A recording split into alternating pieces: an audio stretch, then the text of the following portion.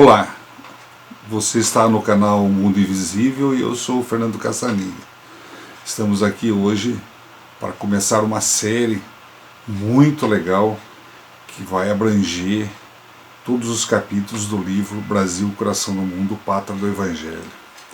Esse livro mostra toda a história do Brasil, desde antes do descobrimento, como que foi elaborado e planejado o descobrimento do Brasil no mundo espiritual até chegar nos dias da República.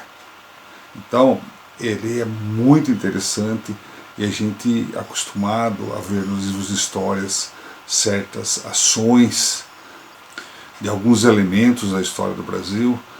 Veremos que existe uma influência espiritual enorme em cima dessas pessoas que foram decisivas para a história do Brasil. E acho que até hoje isso acontece, né? O livro abrange até a proclamação da República, mas acredito que até hoje isso acontece.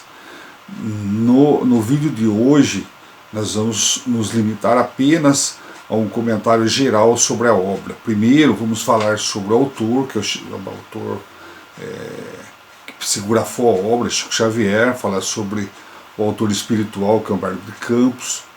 Vamos falar sobre o prefácio da obra, que foi feito por Emmanuel, que é o idealizador da obra, que passou essa escrita para o Humberto de Campos, que tem mais facilidade, é um espírito que tinha mais habilidade com a escrita de livros, né? E a mensagem do autor também, Humberto de Campos, vai ser mostrada aí. E depois vamos ter um comentário do meritríssimo juiz de direito da Vara da Juventude, doutor Haroldo Dutra Dias. É um orador de primeira linha nas escrituras espirituais do Brasil. E depois teremos diversos vídeos por capítulos. E vai ter cada capítulo para abranger uma parte da nossa história e vai ser comentada de acordo com o tema. Legal? Não percam essa série, é muito interessante. A gente começa a entender melhor o Brasil depois disso. Eu particularmente, depois que eu li essa série e reli mais uma vez, eu fiquei encantado com tudo isso e vejo o Brasil hoje de uma forma diferente do que eu via há um tempo atrás. A gente começa a entender muito sobre o que acontece na política, na imprensa, na população, em todos os setores da educação, então, tudo que envolve a sociedade brasileira. Muito legal. Não percam de assistir toda essa série. E para assistir é mais fácil você se inscrever, só dá um clique aí embaixo, aí inscrever-se, clica aí, vai aparecer escrito, e depois você clica no sininho, e daí todos os vídeos que a gente lançar, você vai receber a nossa notificação. Nosso canal é um canal voluntário, qualquer renda que surgir vai ser doado, tirando despesas de funcionamento do canal, né? E meramente objetivo nosso é a divulgação do conhecimento do mundo invisível. Um abraço.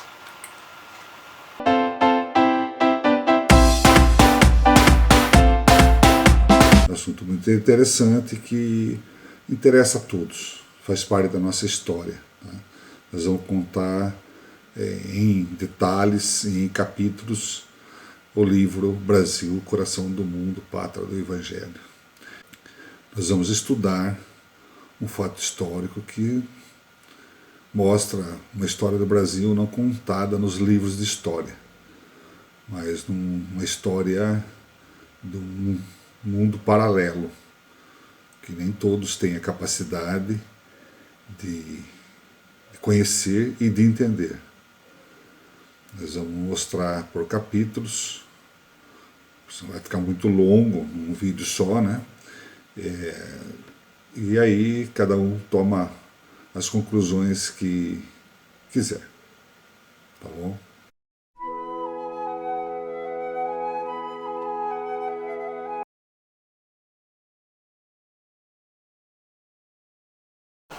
Vamos então falar do autor, Francisco Cândido Xavier.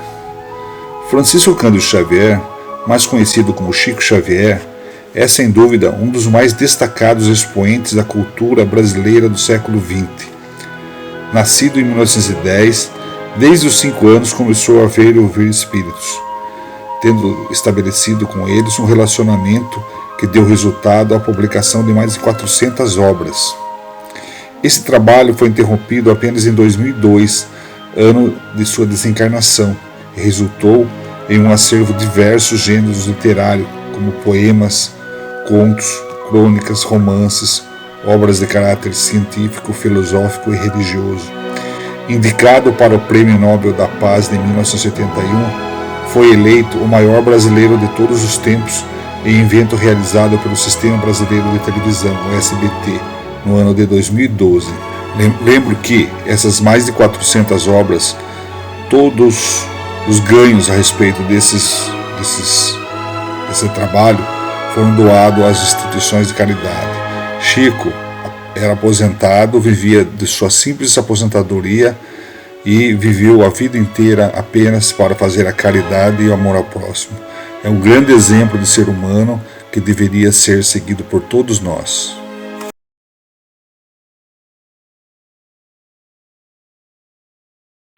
O autor espiritual da obra, Humberto de Campos, poeta, contista, crítico, cronista e membro da Academia Brasileira de Letras.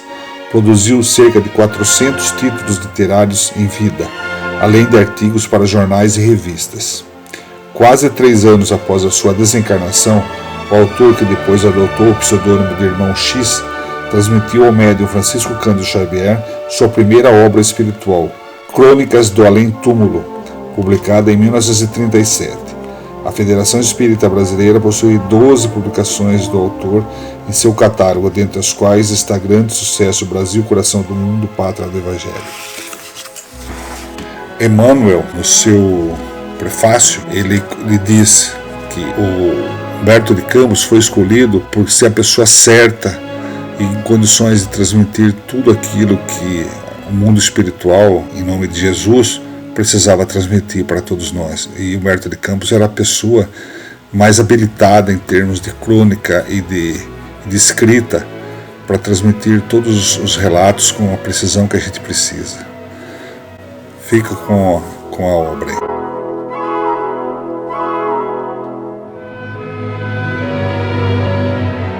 Quem faz o prefácio dessa obra é o espírito protetor de Chico Xavier, o Emmanuel.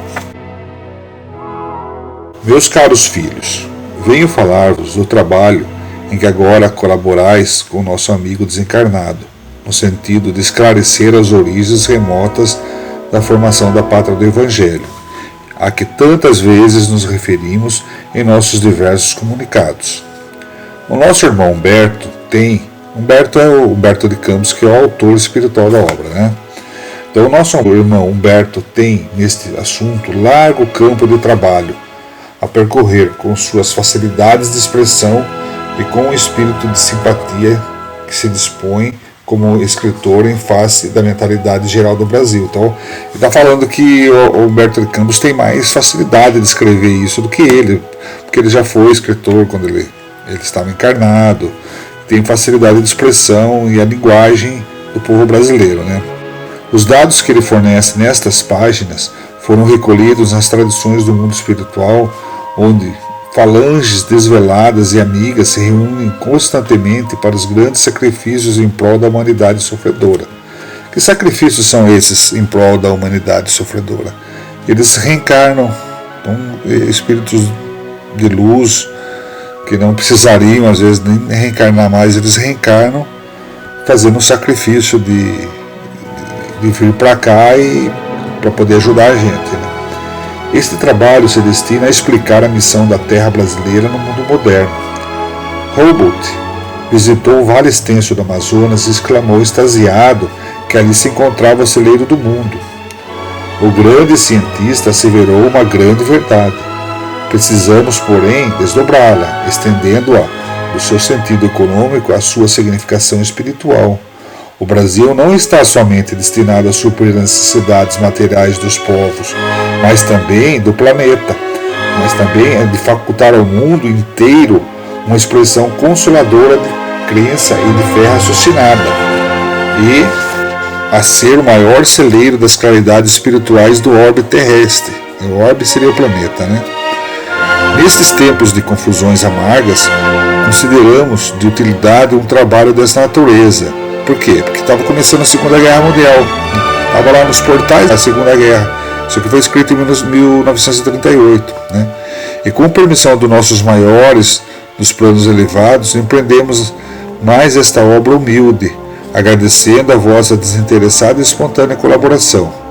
Nossa tarefa visa esclarecer o ambiente geral do país, argamassando as suas tradições de fraternidade com o cimento das verdades puras.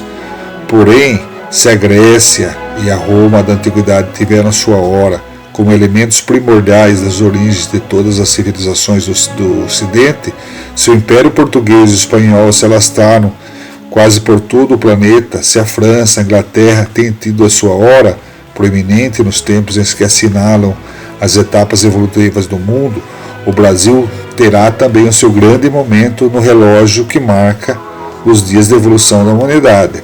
O que quis dizer com isso? Todos os povos da antiguidade tiveram suas horas de serem aquele povo que foi o povo que distribuía as lições de Deus e do Evangelho, né? A Grécia Antiga, Roma, a França, foram grandes potências que tiveram sua oportunidade de esclarecer o mundo a respeito das leis divinas e do Evangelho. Agora vai ter a hora do Brasil. O Brasil está marcado para ser a sua missão, a grande divulgadora do Evangelho de Jesus. Quando eu falo a coração do mundo, a pátria do Evangelho, não quer dizer que vai ser um país de primeiro mundo, que vai ser tudo mil maravilha. O que ele fala é que isso aqui vai ser um país de exportação de amor e fraternidade. O Brasil vai exportar amor e fraternidade. Esse Humboldt, ele era que ele cita aqui, ele é Alexander von Humboldt. Ele nasceu em 1769 e morreu em 1859. Ele foi um geógrafo, historiador naturalista, explorador alemão. Então ele esteve no Amazonas e ele ficou maravilhado com as riquezas materiais do Brasil. Agora, o Brasil não é só riqueza material, conforme ele fala aqui. Ele não viu a parte espiritual. Então o Brasil não vai ser o celeiro do mundo apenas para suprir alimentos e ferro, aço, minérios, produtos, petróleo, e sim vai exportar amor, fraternidade, cristianismo. Né? Bom, continuando aqui. Se outros povos atestaram o progresso pelas expressões materialistas e transitórias, o Brasil terá sua expressão imortal na vida do espírito, representando a fonte de um pensamento novo, sem as ideologias da separatividade e inundando todos os campos das atividades humanas com uma nova luz.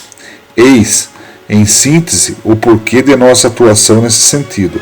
O nosso irmão encontra mais facilidade para basar o seu pensamento de soledade. Soledade quer dizer sozinho, né?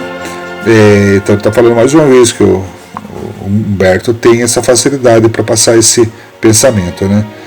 Com o médium, que no caso é o Chico, né? Como se ainda se encontrasse com o seu escritório solitário, como se ele tem a facilidade de passar para o Chico Xavier todo aquele conhecimento literário dele, como se ele estivesse sozinho no escritório dele, né? Fazendo um livro, como ele sempre fez quando ele era vivo, né? Ele estava ainda encarnado. Daí a razão pela qual as páginas em apreço foram produzidas de molde a se aproveitarem as oportunidades do momento. Peçamos a Deus que inspire os homens públicos atualmente no limbo da pátria do Cruzeiro e que, nesta hora amarga em que se verifica a inversão de quase todos os valores morais nos seres das oficinas humanas, saibam eles colocar muito alto a magnitude dos seus precípios deveres. Veja bem, em 1938 ele já estava falando que já estava com problema moral. Imagina hoje, 2020. E a vós, meus filhos, que Deus vos fortaleça e abençoe, sustentando-vos nas lutas depuradoras da vida material. Emmanuel.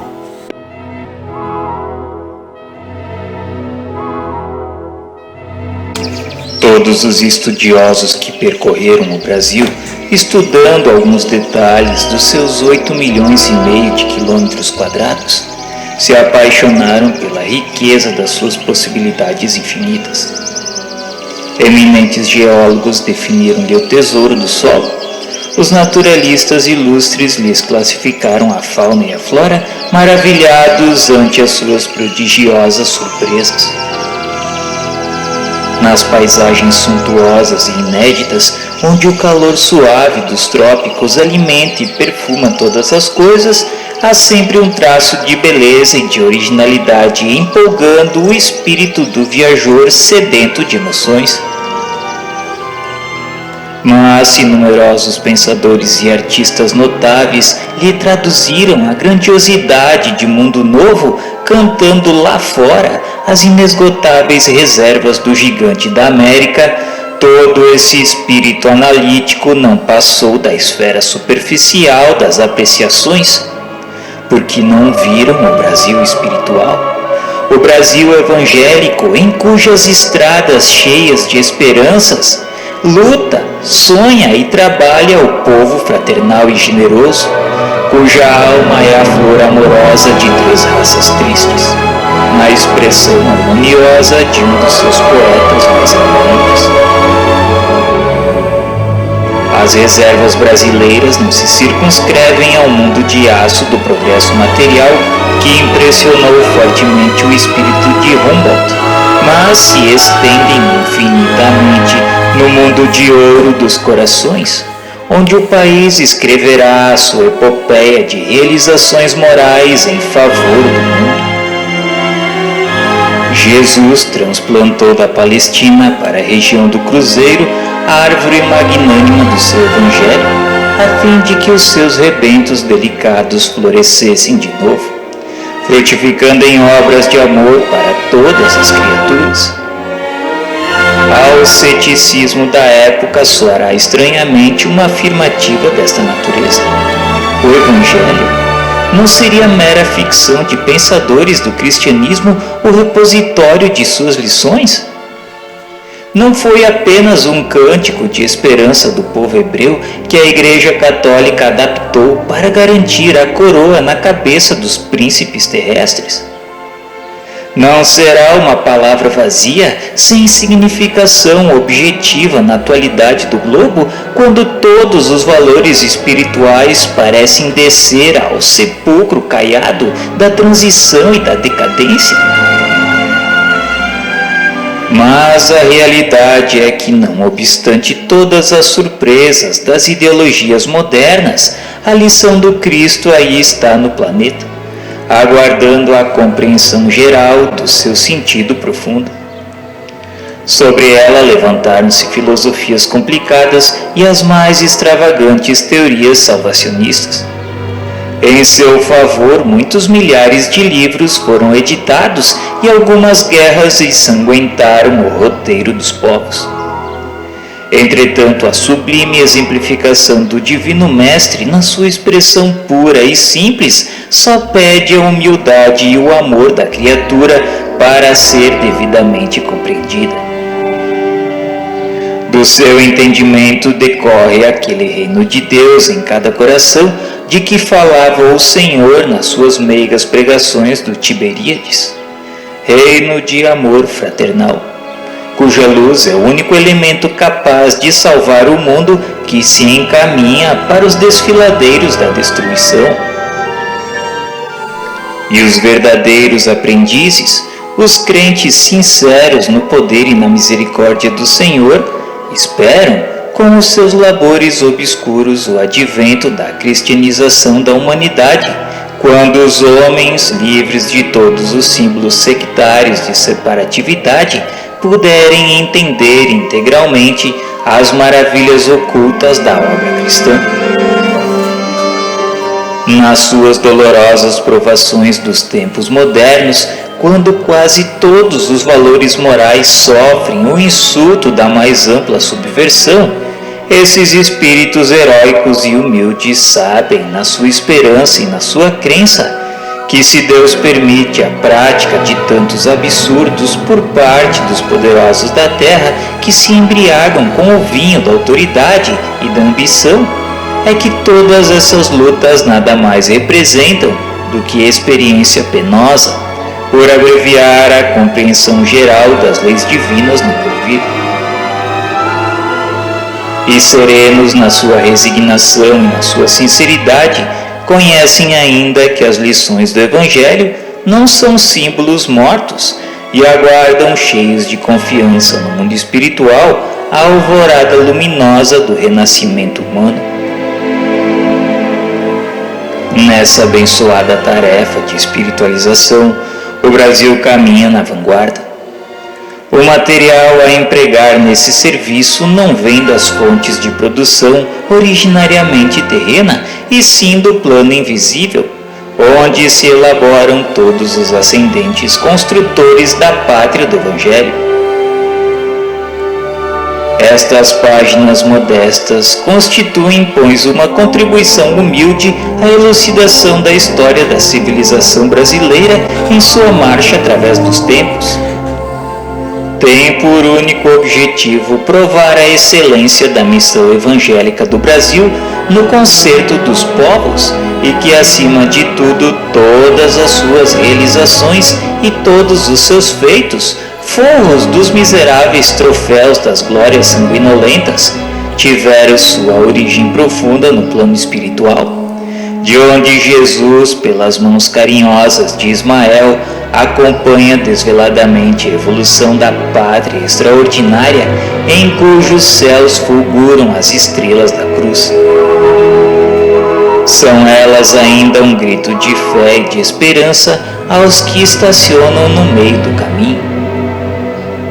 Ditadas pela voz de quem já atravessou as estradas poeirentas e tristes da morte, dirigem-se aos meus companheiros e irmãos da mesma comunidade e da mesma família, exclamando: brasileiros, guardemos para sempre as armas homicidas das revoluções. Consideremos o valor espiritual do nosso grande destino. Engrandeçamos a pátria no cumprimento do dever pela ordem e traduzamos a nossa dedicação mediante o trabalho honesto pela sua grandeza. Consideremos, acima de tudo, que todas as suas realizações hão de merecer a luminosa sanção de Jesus antes de se fixarem nos bastidores do poder transitório e precário dos homens. Nos dias de provação, como nas horas de venturas, estejamos irmanados numa doce aliança de fraternidade e paz indestrutível, dentro da qual deveremos esperar as claridades do futuro.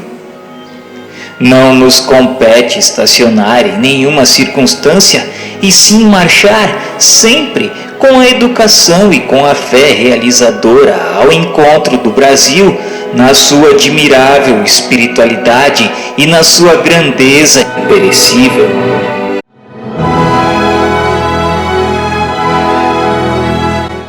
Diante do tema que eu vou falar aqui hoje, eu me sinto envergonhado. Me sinto assim realmente muito pequeno.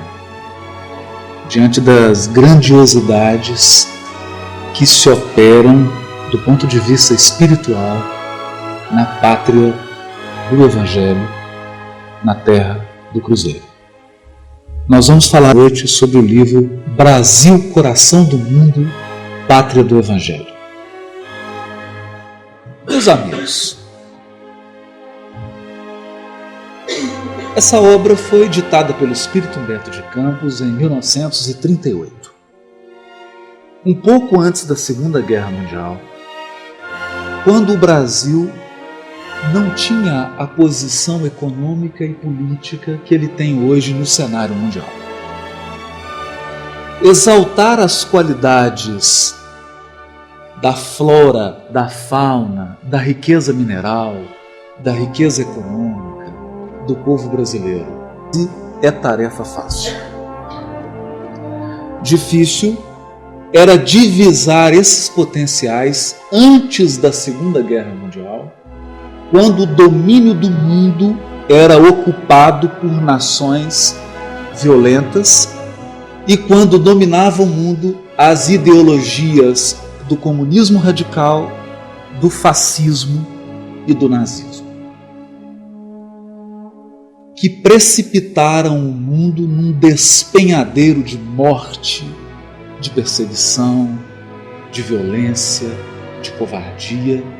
O mundo conheceu talvez as trevas mais densas, o que levaram alguns pensadores, filósofos, homens da academia e a própria alma simples do povo a imaginar que a humanidade estava assistindo ao seu fim. Quem viveu o Holocausto, quem viveu a Segunda Guerra Mundial, quem pôde passar por aqueles momentos tormentosos da evolução do homem, sabe muito bem o peso dessas palavras. E é nesse momento em que as almas se perdiam no pessimismo, em que nenhum encarnado conseguia divisar a esperança no progresso humano, que a espiritualidade, pelas mãos de Francisco Cândido Xavier, entrega ao mundo uma revelação ímpar.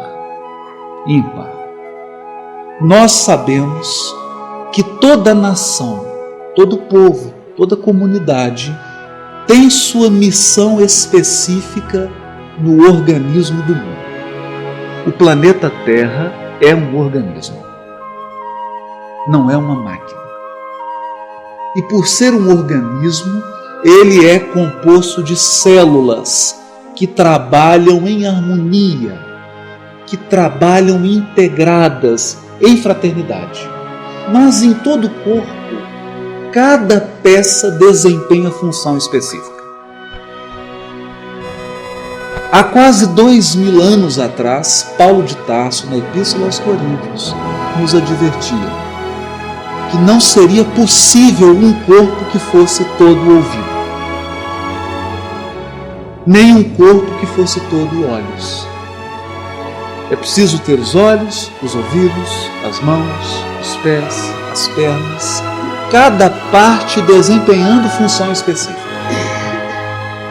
E nessa obra, Humberto de Campos, amparado pela espiritualidade mais alta, e nós veremos aqui de quem se trata, revela qual a função do Brasil no concerto dos povos. O que Jesus espera dos brasileiros? O que ele espera de cada um de nós? Qual é a expectativa do mundo espiritual com relação à pátria do Cruzeiro? E quando nós fazemos essa pergunta para nós todos, porque somos hoje aqui alunos, todos nós, quando fazemos essa pergunta, é para corrigir em nós mesmos e nos nossos irmãos de jornada um desvio de perspectiva. Quando se fala em Brasil, coração do mundo, pátria do Evangelho,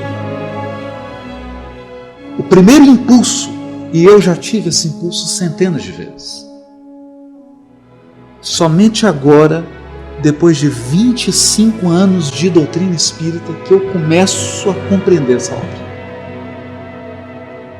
Eu já tive várias vezes esse impulso, imaginando que ao Brasil estava destinado uma posição de domínio econômico, uma posição de prestígio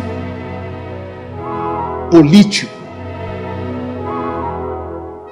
Mas então surge a grande pergunta, a desafiadora pergunta: como conciliar poderio econômico e político nesse mundo com o Evangelho?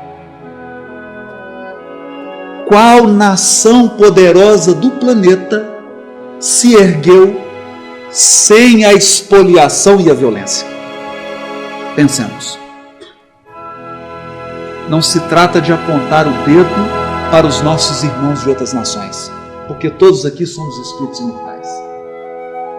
Nenhum de nós aqui pode apontar o dedo para a Inglaterra, porque a maioria de nós já encarnou lá.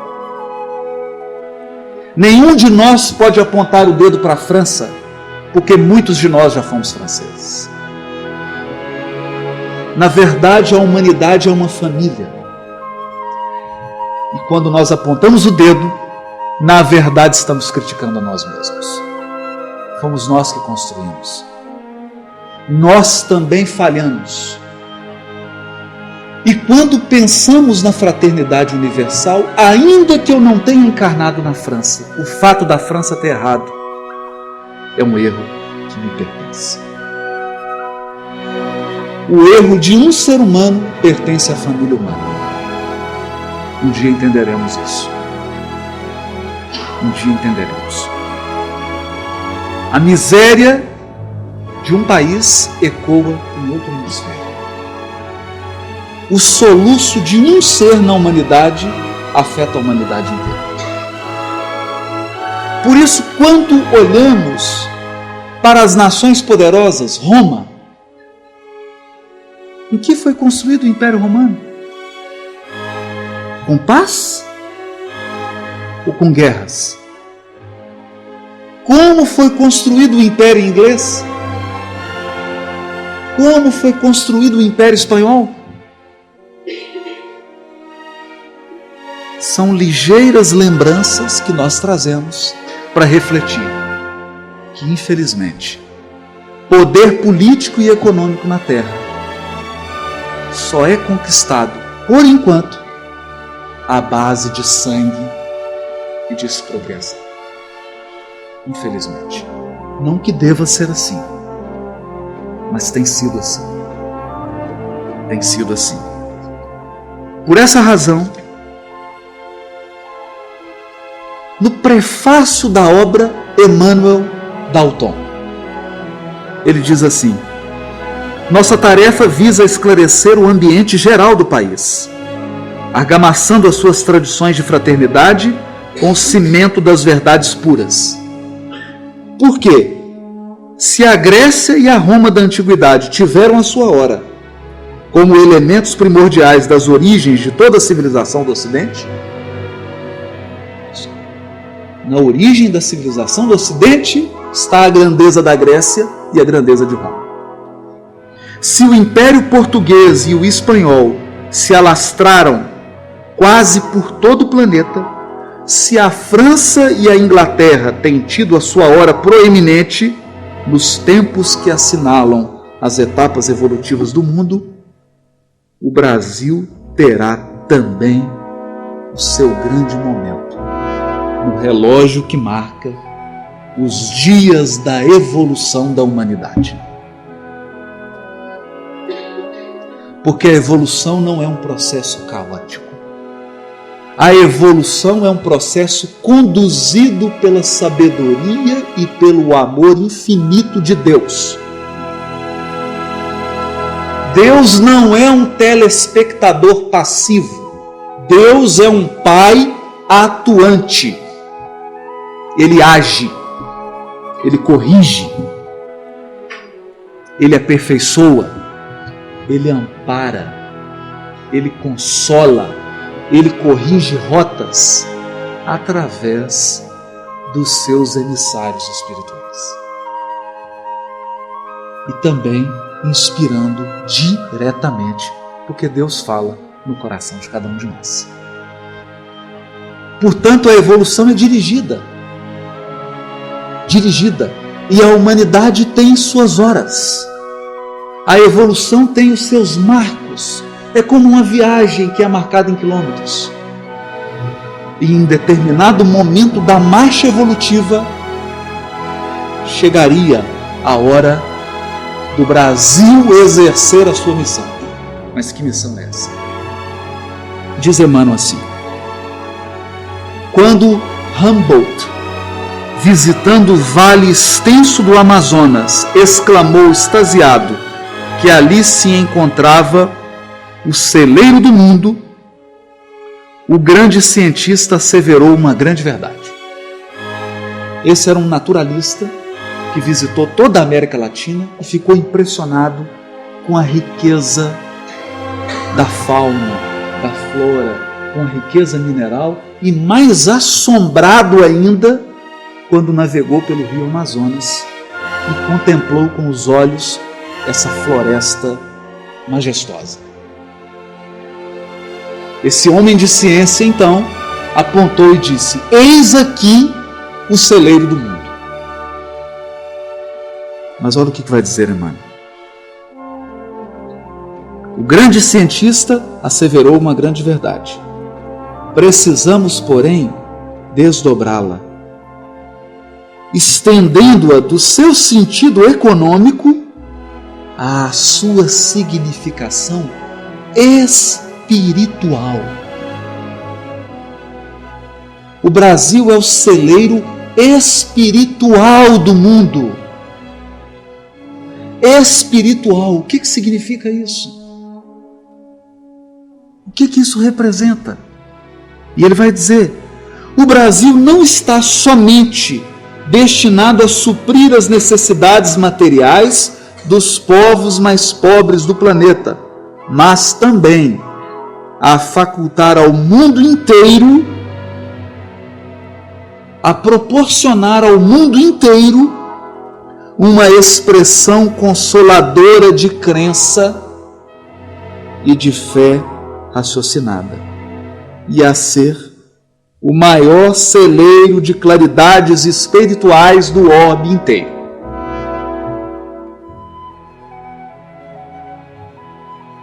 Essa é a missão do Brasil. Então, quando alguém indaga por que o Espiritismo é gigante no Brasil, porque aqui é o celeiro espiritual do mundo, não é França, não é Inglaterra, esses países já tiveram a sua hora. A hora espiritual é do Brasil. Por quê? Por quê? Quais as causas que estão por trás desse fato? Quem tomou essa decisão? O que foi feito até agora com relação a essa missão? É o que nós pretendemos falar. É preciso examiná-la. É preciso examiná-la.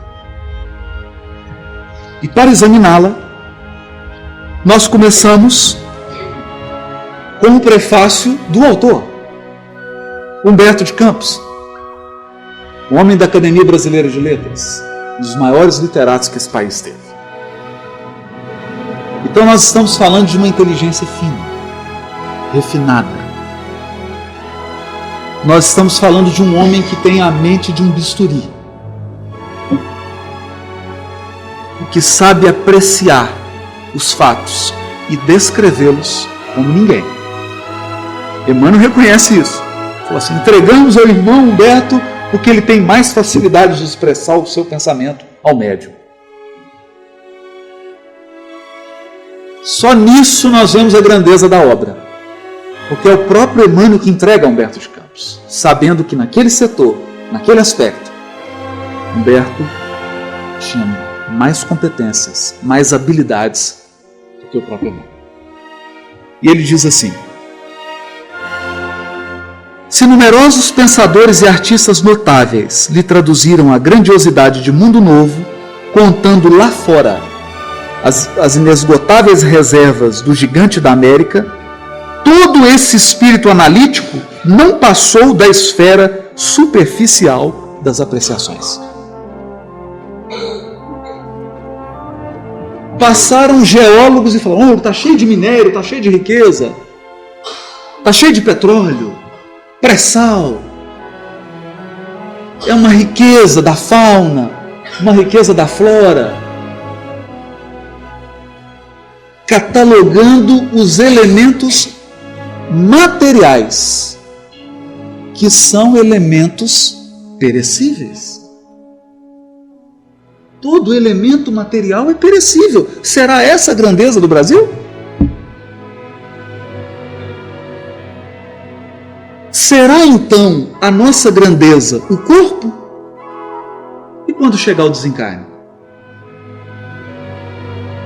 Será essa toda a nossa riqueza? Será que cada um de nós não tem um tesouro muito mais valioso do que aquilo que a mão pode tocar? Essa crítica fina que Humberto de Campos faz e que muitos às vezes não conseguem compreender porque confundem a missão do Brasil com uma missão material. Confundem riqueza espiritual com riqueza mineral. Confundem celeiro espiritual com reserva petrolífera. E aí aprofunda Humberto de Campos. Todo esse espírito analítico não passou da esfera superficial das apreciações, porque não viram o Brasil espiritual, o Brasil evangélico, em cujas estradas, cheias de esperança, luta, sonha e trabalha o povo fraternal e generoso, cuja alma é a flor amorosa de 3 raças tristes. Poema de Olavo Bilac, na expressão harmoniosa de um dos seus poetas mais eminentes. Brasil espiritual. Por quê? E aí ele responde: Jesus transplantou da Palestina para a região do Cruzeiro a árvore magnânima do seu Evangelho, a fim de que os seus rebentos delicados florescessem de novo, frutificando em obras de amor para todas as criaturas. Por que da Palestina para o Brasil e por que a árvore? A árvore não é algo que nasce em 5 minutos. Você não compra uma árvore no supermercado. Porque uma árvore tem história. E a história da árvore está registrada nela mesma. A sua idade, o seu crescimento, as intempéries pelas quais ela passou, todo o seu crescimento, todo o cuidado do agricultor, todos os nutrientes que ela absorveu, estão na árvore. Transplantar uma árvore é algo dificílimo, porque você tem que removê-la de um solo, trasladar para outro solo, para um outro clima, e fazer com que ela floresça novamente e não morra.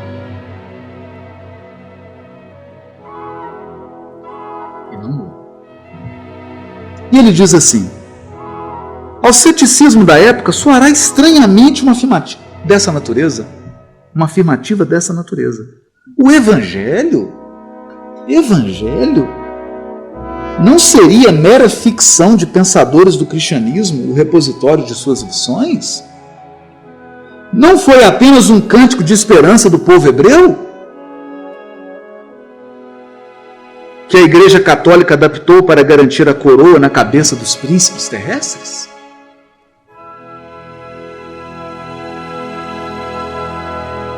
Essas são as opiniões do mundo. Mas a gente quer comentar sobre as características dessa árvore. A história do Evangelho começa nos profetas do Velho Testamento. E quem foram esses homens? Quem foram esses homens? A primeira coisa que nos chama a atenção: qualquer um de nós que toma nas mãos lições de um filósofo grego vai ficar espantado com a beleza do raciocínio, com o apuro das palavras, com a capacidade de expressão precisa que esses filósofos têm. Qualquer um que estuda os historiadores romanos, os homens que fizeram a história do Império Romano, também se impressiona com a sua sagacidade, a sua visão política, a sua estratégia, a organização social que o Império Romano adquiriu. E quando se abre um livro de um Isaías, quando se abre um livro de um profeta Jeremias, todo mundo fica assustado. Por quê? Porque o profeta do Velho Testamento parece-nos uma pessoa destemperada.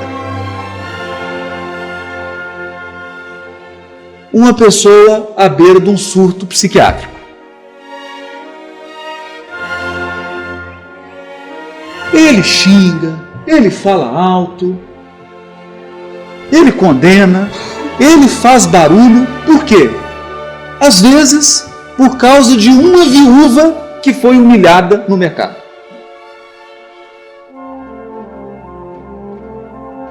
Às vezes, por causa de um órfão que foi esquecido. E alguém poderá perguntar: tanto barulho por tão pouco?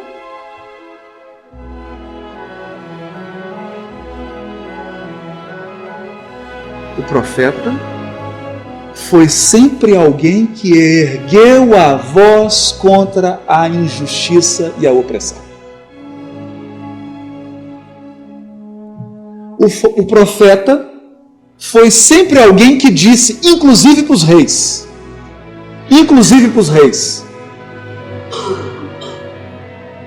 quando Davi, que se apaixona pela mulher do seu melhor amigo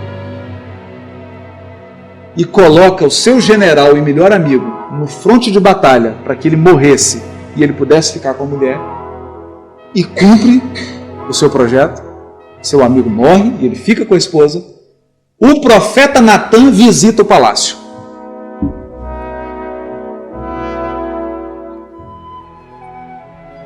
Rei, preciso falar com o senhor. Pois não, Natan, entra. Rei, preciso tirar uma dúvida. Um homem tem 100 ovelhas. O seu vizinho tem uma. E esse homem matou seu vizinho para ficar com aquela única ovelha dele. Qual que é a sentença que o senhor daria, rei? Esse homem deve morrer, Natan. Porque é um covarde. Já tem 100 ovelhas e mata o vizinho para ficar com uma. Qual que é a sentença, rei? A sentença é a condenação à morte. E o profeta fala: rei, esse homem é você. Você tem todas as mulheres do reino, todas que você quiser. E você matou o seu melhor amigo, que tinha uma mulher só, para ficar com ela. Então o profeta foi sempre aquela voz que disse assim: o universo que nós vivemos é um universo moral. Esse universo tem leis morais, leis de responsabilização. Você é responsável pelos seus atos. Há uma lei divina que nos rege. E há um acerto de contas periódico. Cada um de nós prestará conta dos seus atos. É uma balança. É uma balança. O que você fez, que feriu, que oprimiu, que tornou infeliz o seu semelhante, será colocado no braço da balança. E tudo aquilo que você fez, que engrandeceu, que construiu o seu semelhante, será colocado do outro lado da balança. E você receberá os bônus pelas ações em prol do semelhante. E os ônus, os deveres, pelo prejuízo que causou ao próximo. É um universo moral. Mas o que aconteceu com esses homens? Com esses médiuns da antiguidade? Na maioria foram trucidados e assassinados. Mas deixaram uma mensagem. Essa é a raiz da árvore. Essa é a raiz da árvore que foi plantada no Brasil. A luta desses homens, a voz de coragem diante da injustiça, é a raiz da árvore do Evangelho. Foi sobre essa raiz que Jesus deixou o caule, o tronco, se manifestar, quando disse: bem-aventurados os que têm fome e sede de justiça, porque serão saciados. Mas antes disse: bem-aventurados os mansos, porque herdarão a terra.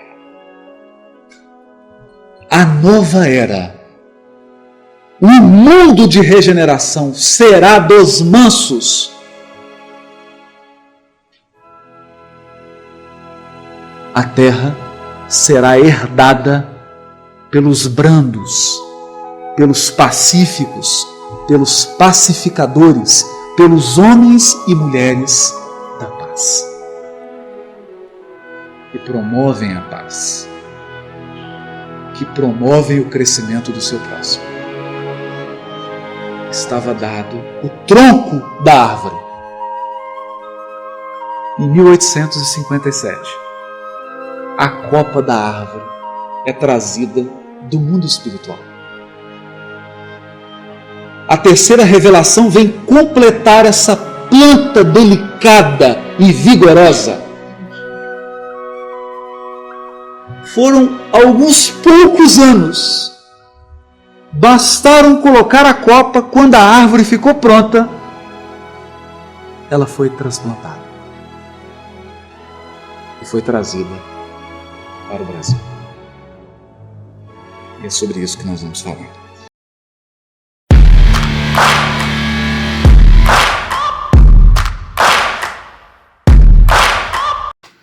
Nosso maior objetivo é divulgar e espalhar conhecimento. Neste canal, trabalhamos como voluntário. Toda a renda, deduzindo as despesas do canal, será revertida às instituições de caridade de Sorocaba. Se inscrevendo no canal, assistindo, curtindo nossos vídeos, estará ajudando a formar essa doação. Se inscreva no canal, participe.